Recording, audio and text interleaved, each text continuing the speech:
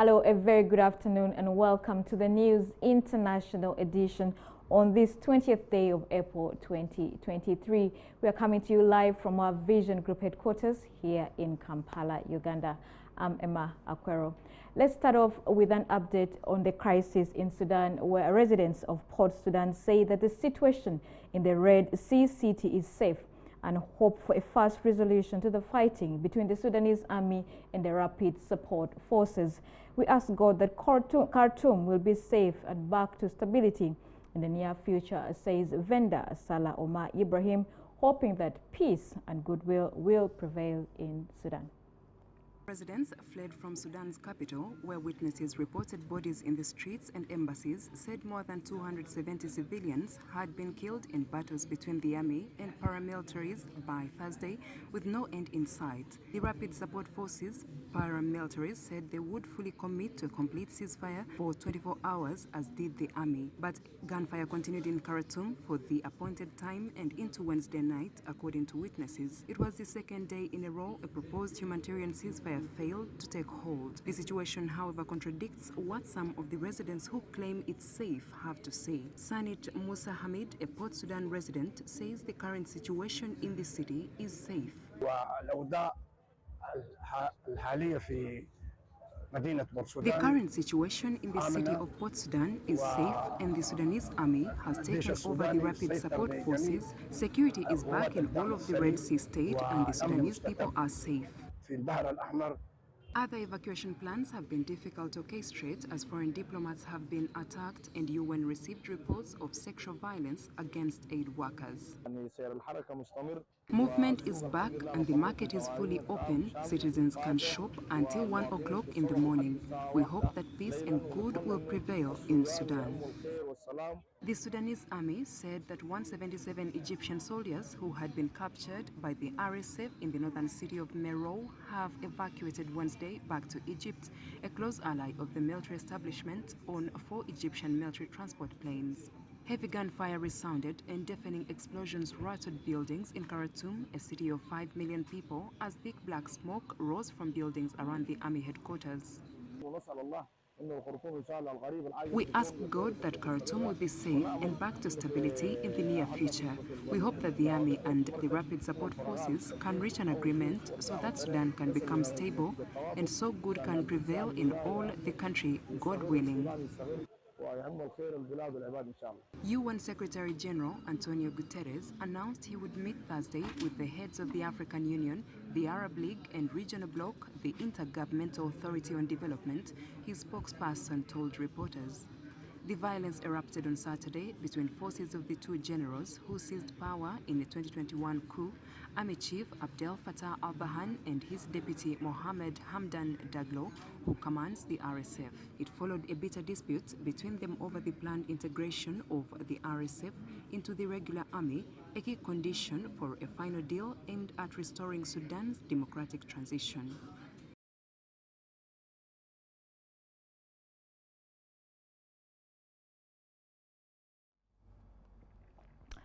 Still in Sudan, people are trying to stock up supplies in the Al Mazid neighborhood in northern Khartoum as gunfire rings out during a 5th day of fighting between the Sudanese army and the Rapid Support Forces paramilitaries. Days of street battles have deprived much of Khartoum of basic services, cutting off supplies of food and medicine and trapping thousands of students in schools and colleges. Thick black smoke can be seen covering the sky above the capital, Khartoum, as fighting between Sudan's regular army and paramilitaries rages on for the 5th day, resulting in the death of at least 270 civilians.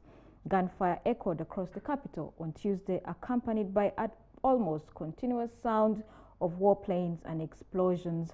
Residents of the neighboring cities of Omdurman and Bahri also reported airstrikes that shook buildings and anti-aircraft fire.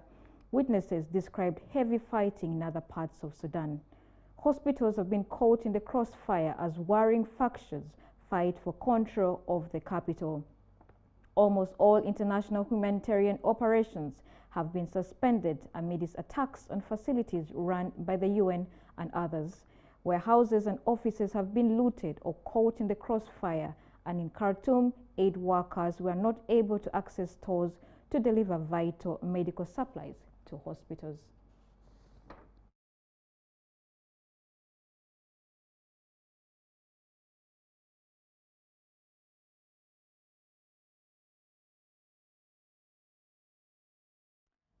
Now, Chad's defense minister announces that the country is hosting 320 soldiers who are already in their territory, who have crossed the border from Sudan amid its violent civil unrest. We are in the process of welcoming them and taking all the necessary measures to ensure that they are well housed, he adds. It is the fifth day of fighting between the forces of the two generals who shared power in Khartoum, which has killed more than 270 civilians so far. We have more. Around 320 Sudanese soldiers have fled the fighting raging in their country to neighboring Chad, the country's defense minister said Wednesday. De cet afflux de réfugiés, moi je viens de vous dire que j'ai déjà 320 militaires. Ils sont déjà dans notre territoire. Ça, c'est des militaires. No doubt there are civilians, so we are in the process of welcoming them and taking all the necessary measures to ensure that they are suitably accommodated. Pour qu'ils soient aussi bien cantonnés. They arrived in our territory, were disarmed and detained. On Sunday, General Daoud Yahya Brahim told a press conference saying the troops feared being killed by the paramilitary rapid support forces battling those of Army Chief Abdel Fattah al-Burhan. The situation in Sudan is worrying and deplorable. We have taken all the necessary measures in the face of this crisis, the minister added. He added, however, that this war does not concern us. It's between the Sudanese and we must remain vigilant against all eventualities. He declined to give further details on the 50th day of combat in Khartoum and elsewhere in Sudan, which has resulted in the deaths of at least 270 civilians, foreign embassies said Wednesday. Chad had closed Saturday its border crossing with Sudan, stretching for more than 1,000 kilometers across open desert, which are often crossed by rebel groups from both countries. Thousands of people have fled the shooting and bombings in Khartoum since fighting erupted between two generals who seized power in the 2021 coup, al-Burhan and his deputy, Mohammed Hamdan Daglo, who commands the RSF. It followed a bitter dispute between the two generals over the planned integration of the RSF into the regular army, a key condition for a final deal aimed at restoring Sudan's democratic transition. Now, victims of a stampede that broke out in Yemen's capital, Sana'a, during a charity distribution received treatment at the Al-Twash hospital. More than 80 people were killed in the crash and hundreds were injured, according to Houthi officials. At least 85 people were killed and over 300 injured in a crash at a charity distribution event in war-torn Yemen on Thursday. Houthi officials added one of the deadliest stampedes in a decade. We have more. The latest tragedy to strike the Arabian Peninsula's poorest country came days ahead of Eid al-Fitr, a Muslim holiday celebrated around the world by feasting to mark the end of the fasting month of Ramadan. Hundreds of people in the poverty-hit country had gathered at a school in the capital Sana'a to receive cash handouts of 5,000 Yemeni riyals, around $8. At least 85 were killed and more than 322 injured in the stampede in the Bab al-Yemen district of the capital, a Houthi security official said, adding that around 50 were in a serious condition. Women and children were among the dead, he told AFP, on condition of anonymity as he was not authorized to speak to the media. A second health official confirmed the toll. The Houthi-run interior minister said the dead and injured have been relocated to hospitals and those responsible for the event arrested. Video broadcast by Al Masira TV channel showed a cluster of bodies packed together with people climbing on top of each other to try to make their way through.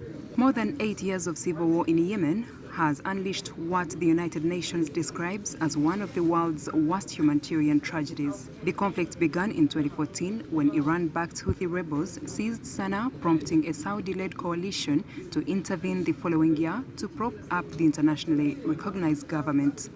Over 21.7 million people, two-thirds of the country, need humanitarian assistance this year, according to the United Nations. The stampede tragedy follows a massive prisoner exchange between the country's warring parties, which saw nearly 1,000 detainees freed in recent days.